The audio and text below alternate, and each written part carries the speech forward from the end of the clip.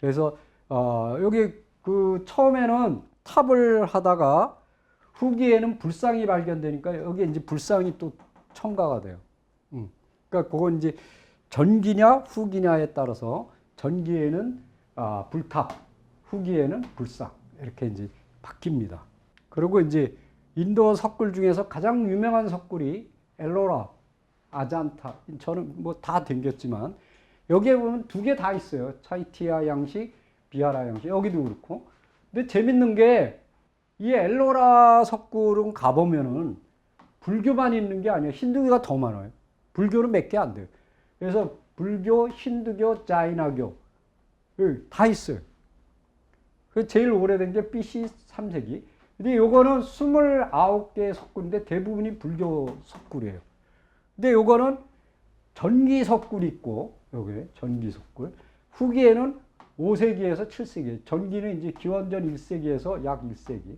근데 여기 뭐가 나타나냐면 후기가 되면은 부처님이 나타나는데 채색으로 된 벽화가 나타나요. 그 중에서 가장 유명한 게 연화, 수보, 보살도예요. 이 굉장히 중요한 겁니다. 예. 자, 이거 보세요. 요게 엘로라예요. 이렇게 돼 있어요. 거의 힌두교죠. 요게 이제 저 아잔타 석굴이에요. 여기 탑이 있죠? 여기 불상이 나타나고 이제 후기라고 보시면 되는. 거기에 나타나는 완벽한 벽화. 요게 이제 어디로 통해 오냐면은 이 실크로드 도낭 쪽으로 해서 쭉 와서 어디로 우리나라 쪽까지 중국을 거쳐서 우리나라 쪽까지 오는 거죠. 예, 굉장히 중요한 유물입니다. 그 다음에 이제 날란다 대학이라는 대학이 있어요. 여기 이제 가봤는데 지금 세계 최초의 대학인 동시에 최대 대학이야. 이게 뭐냐면 427년에서 1197년까지 있었는데 학생이 1만 명이에요. 교사가 1,500명. 1993년 이슬람 군대에 의해서 철저히 파괴됐어요. 근데 이게 왜 파괴됐느냐? 불살생이에요. 그래서 스님들이 다 불타 죽었어요. 저항을 안 했어요. 왜? 싸우면 안 되니까. 죽이면 안 되니까. 그러니까 몽창 다 파괴돼 버린 거예요. 지금 발굴했는데 10분의 1밖에 발굴이 안 됐어요. 예, 이게 맨 처음에 생긴 게 언제냐면 구타 제국의 5대 임금 이 사람이 여기다가 절을 지었어요. 이때부터 했는데 심지어는 중국 이 전 세계에서 이 학승 배우고자 불교를 배우고자 하는 많은 스님들이 여기를 왔다 갔어요. 그래서 현장 유명하죠. 우리 삼장법사, 의정 이런 사람들도 여기 와서 불교를 공부하고 갔어요. 그 정도로 유명한 대학입니다.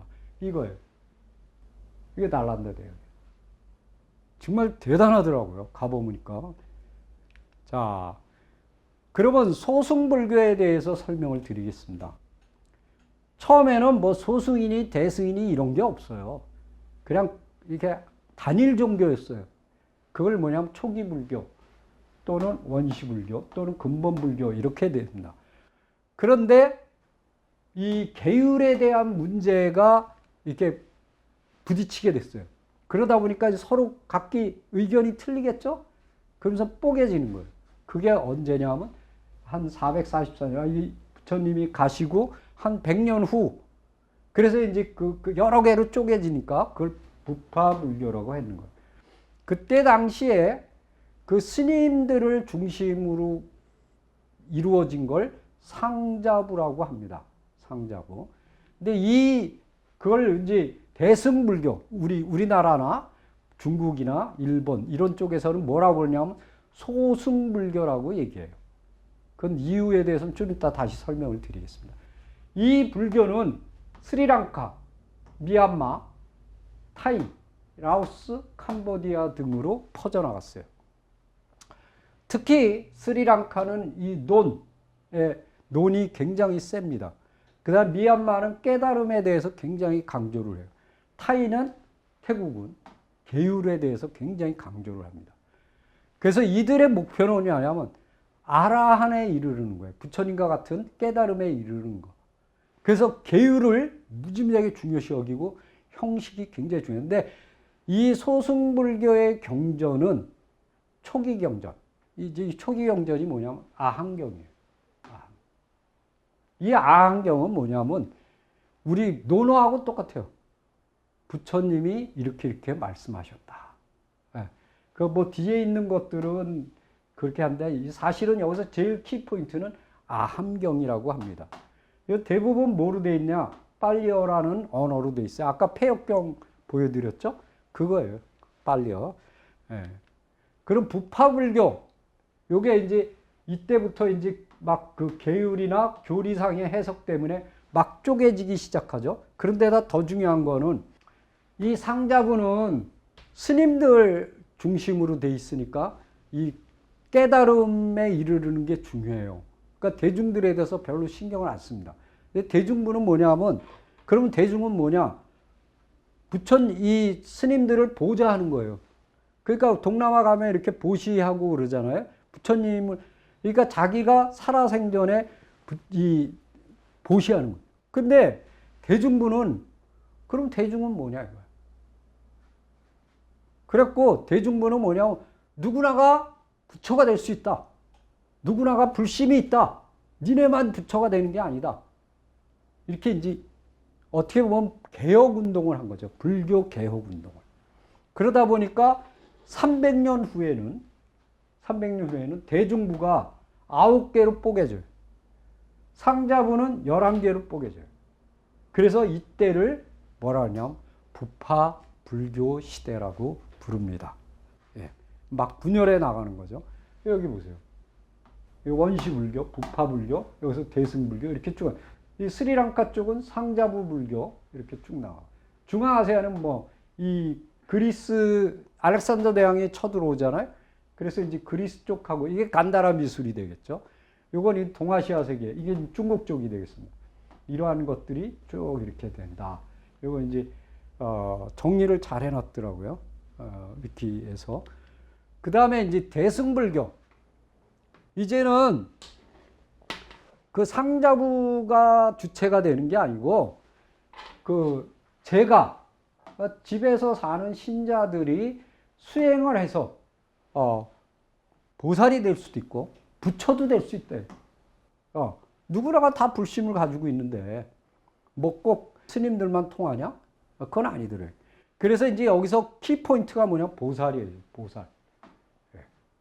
그러다 보니까 이제 중생을 구제하고, 그러니까 무슨 얘기냐면 소승이라는 거는 이런 조그만 쪽배에 자기가 깨달으면 어서 이렇게 가는 거예요.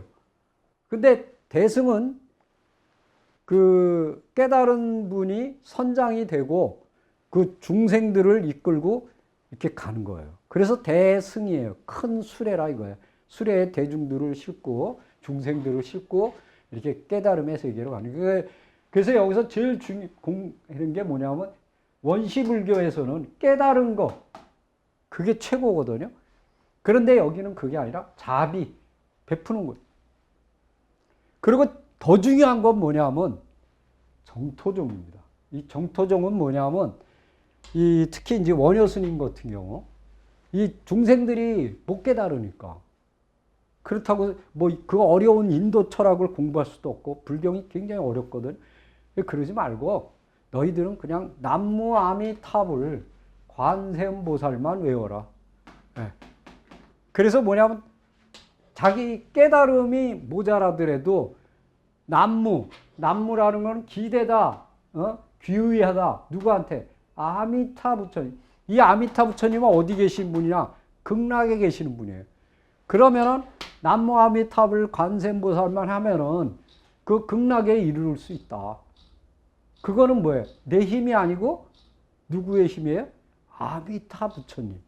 그래서 뭐냐면 지금까지는 소승불교에서는 자력적 신앙이었잖아요. 여기는 타력적 신앙이 되는 거예요. 그러면서 이게 어디? 한국, 중국, 일본, 티벳 이런 데로 퍼져나가는데 티벳은 약간 틀리죠. 밀교 계통이니까. 그래서 이 대승불교의 핵심은 주로 공, 연기, 무아, 무상 이런 것들이에요. 그래서 이 중에서 이제 굉장히 유명한 분이 누구냐면 용수보살입니다. 이분은 중론이라고 그래서 이분의 사상에서 제일 키포인트는 뭐냐면 공이라는 개념이에요. 공. 이거는 뭐 설명을 전에도 했죠. 그리고 이제 이 대승경전의 언어는 산스크리트어로 돼 있어요. 아까는 빨리어로 돼 있잖아요. 근데 여기는 조계종, 우리나라가 지금 조계종이잖아요. 그 조계종이 이제 주지만 뭐 천태종도 있고 저 태고종도 있지만은 이 조계종을 살펴보면은 뭐 금강경, 미륵경, 법화경, 하원경, 지장경, 아미타경 뭐 이런 것들이 이 경전에 속한다 이렇게 볼 수가 있습니다. 인도의 부파불교와 이제 대승불교 우리가 제일 중요한 거는 이거 제목을 잘못 따랐네. 이게 이제 뭐냐면 불교가 중국에 전해졌어요. 그랬는데 그 당시에 이제 이 인도에 그 유학을 갑니다. 스님들이. 그때 이제 인도가 어떤 상황이었느냐를 이제 설명을 해주는 거예요. 이 법현 스님이 399년에 인도에 갔는데 그때 당시에는 이 부파불교, 즉 소승불교죠. 소승불교를 믿었던 나라가 9개 나라. 인도에서 대승불교를 믿었던 나라가 3나라. 양쪽 다를 믿는 나라가 3나라였다. 근데 현장법사가 갔을 때는 629년에 한참 지났죠. 예. 인도에 갔는데 이때는 소승 부파불교죠. 이게 60개소. 대승은 24개소. 그리고 양쪽을 다 한 게 15개.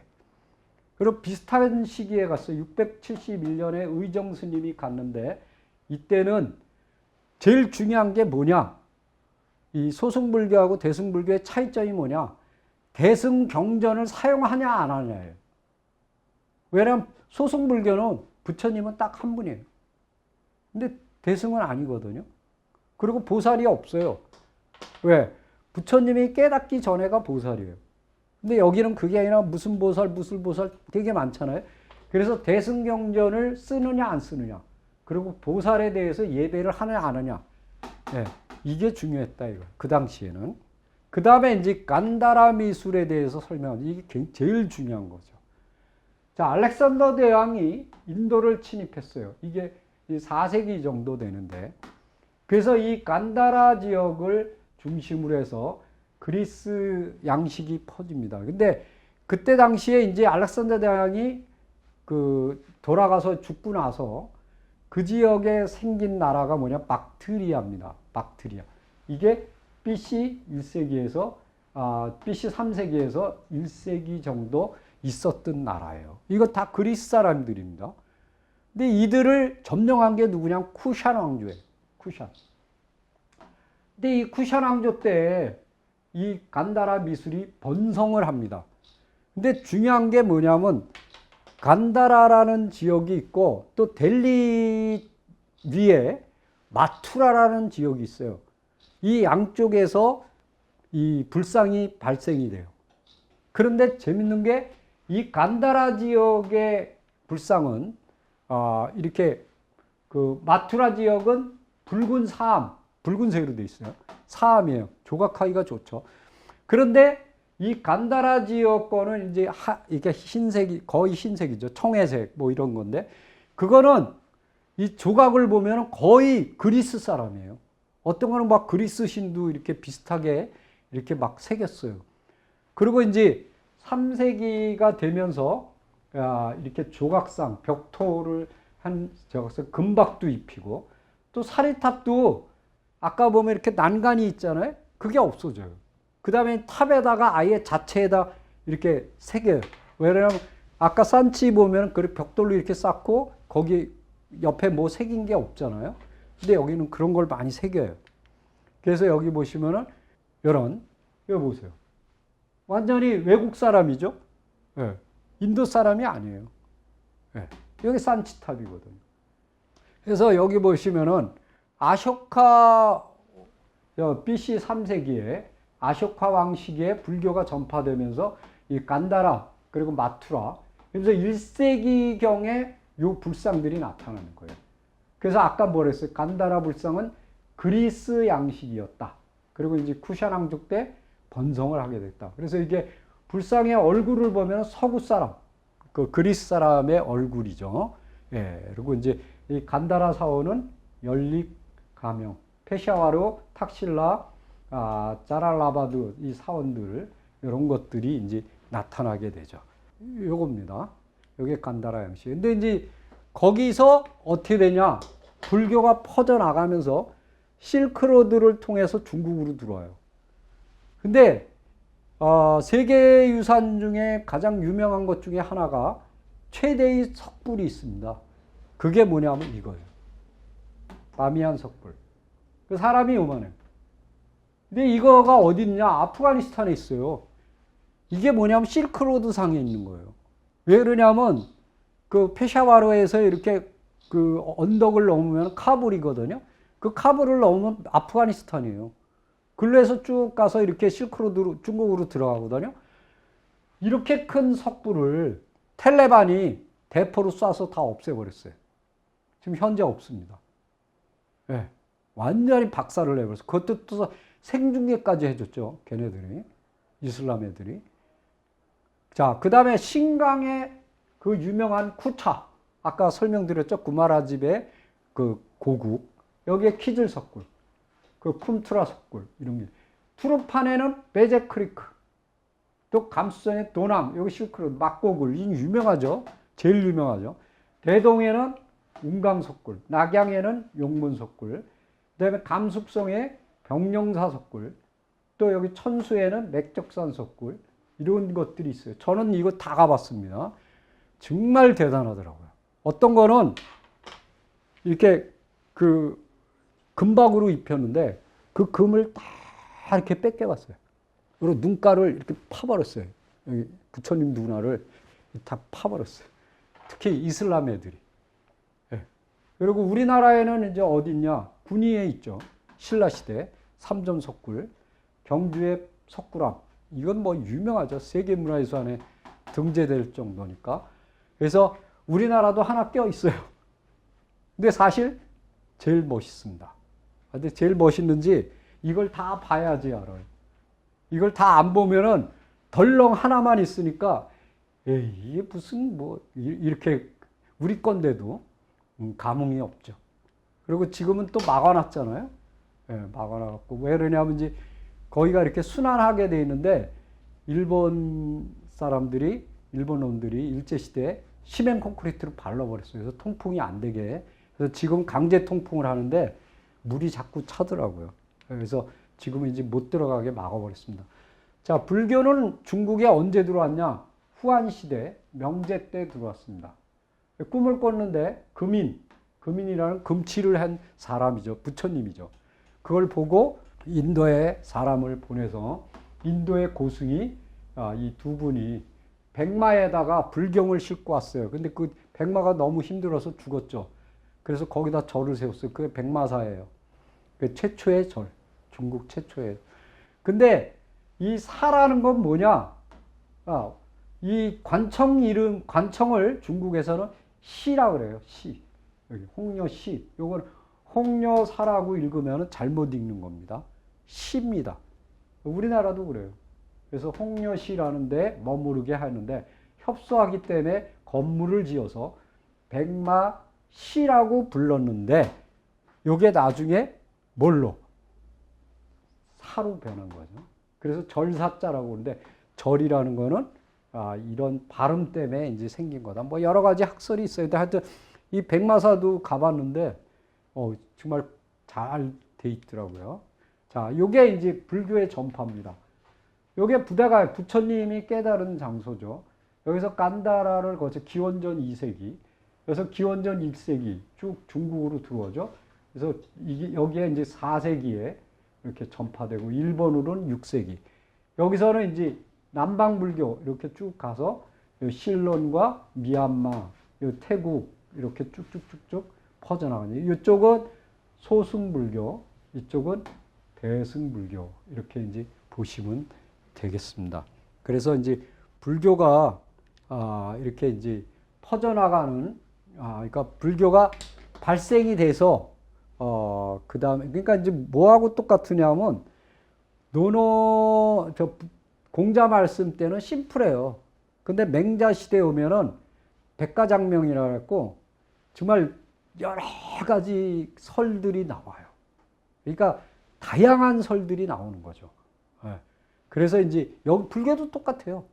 부처님 때는 심플했지만 아한경 하나였고, 근데 거기서 이제 쭉 거기다가 이제 경만 있는 게 아니라 경에 대한 논까지 붙이니까 이제 점점 많아지는 거죠.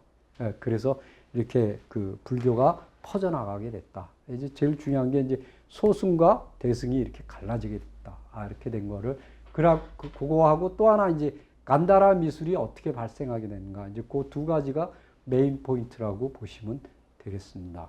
이상입니다.